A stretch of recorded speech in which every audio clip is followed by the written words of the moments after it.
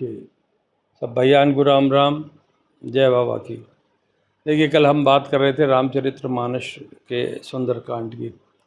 तो सुंदरकांड रामचरितमानस का 5वां कांड है और इसमें 60 दोहे हैं।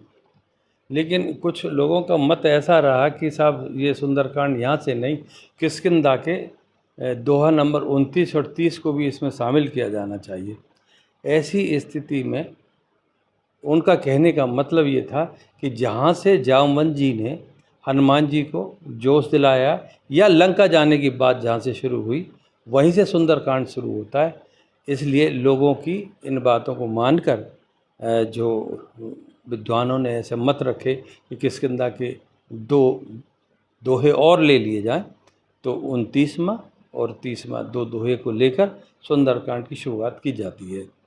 और अब जितनी भी पुस्तकें आ रही हैं बाज़ार में सुंदरकांड की, उसमें किष्किंधा का ये दो दोहे और शामिल हैं। और सबसे ऊपर लिखा होता है, प्रणवहु पवन कुमार, खल बन पावक ज्ञान घन, जासु हृदय आगार, बसई राम सर चाप धर। इस दोहे का मतलब सोरठा है एक्चुअली, और इस सोरठे का जो मतलब है वो ये होता है, प्रणवहु पवन कुमार, मैं पवन कुमार से विनती करता हूँ, प्रार्थना करता हूँ। प्रणवहु पवन कुमार। और खलवन पावक ज्ञान घन, खल बन पावक ज्ञान घन, जो मेरे चारों तरफ आसुरीय शक्तियों का बन इकट्ठा हो गया, खल वन पावक ज्ञान घन, जासो हृदय आगार। पावक कहते हैं अग्नि को, और ज्ञान की अग्नि से जो मेरे तरफ चारों तरफ दुश्मनों का, राक्षसों का जो एक बन सा खड़ा हो गया है, हे हनुमान जी, मेरी आपसे प्रार्थना है कि आप ज्ञान की अग्नि से उसे जलाकर नष्ट कर दें। प्रणवहु पवन कुमार, खलवन पावक ज्ञान है, जासु हृदय आगार, जिनका हृदय हनुमान जी का, उसको डिपो कहा है। आगार मतलब डिपो, ऐसा मान के चलिए। आगार का मतलब ऐसा घर जिसके अंदर निवास करते हों भगवान राम जानकी माता सहित, या भगवान राम धनुष बाण लेकर। तो जासु हृदय आगार, बसई राम सर चाप धर, जिनके हृदय में राम धनुष बाण लेकर विराजमान है, ऐसे पवन कुमार से मैं विनती करता हूँ कि मेरे चारों तरफ जो आसुरी शक्तियों का बन इकट्ठा हो गया है, उसे ज्ञान की अग्नि से आप जलाकर नष्ट कर दें।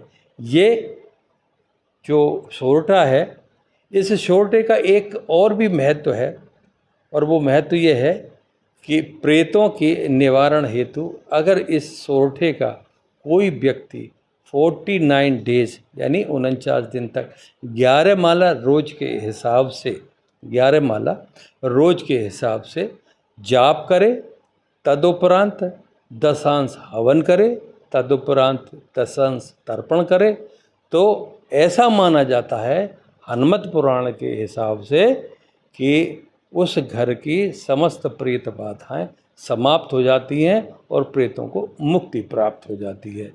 और जब ये हवन तर्पण आदि कार्य पूरा हो जाए तो एक ब्राह्मण को भोजन कराकर उसे हनुमान स्वरूप मानकर उनके चरणों की धूली लेके प्रणाम दंडवत करके यथाशक्ति दान दक्षिण देके विदा करना चाहिए। ऐसा करने से प्रेतों की मुक्ति होती है हनुमत पुराण के अनुसार।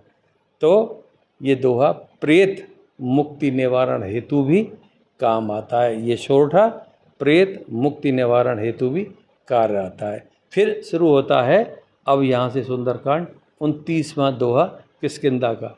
बल बांधत प्रभु बाढ़ियो, और सो तनु बरन न जाए, उभय घरी मैं दीनी सात प्रदक्षिण धाय। तो हमें इसको समझने के लिए थोड़ा पीछे जाना पड़ेगा। राजा बलि और वामन अवतार भगवान का। तो बल बांधत प्रभु बाढ़ियो, सो तनु बरन न जाए। भगवान नारायण ने जब वामन रूप अवतार लिया तो 2.5 पग में पृथ्वी आकाश पाताल को नाप लिया, और जब तीसरा पैर रखने वाले 3 पग जगह मांगी थी उन्होंने बलि से, तीसरा पैर कहाँ रखूं भाई बलि, राजा आप मुझे बताइए। तो बलि ने अपना सर कर दिया कि प्रभु आप यहाँ रख दीजिए। आप सोचिए कि 2.5 पग में पृथ्वी, आकाश और पाताल को नापने वाला जो शरीर है होगा, वो कितना बड़ा शरीर होगा। जामवंत जी कहते हैं कि इतने बड़े शरीर की 2 घड़ी के अंदर मैंने प्रदक्षिणाएँ की हैं, 7 परिक्रमा लगाई हैं।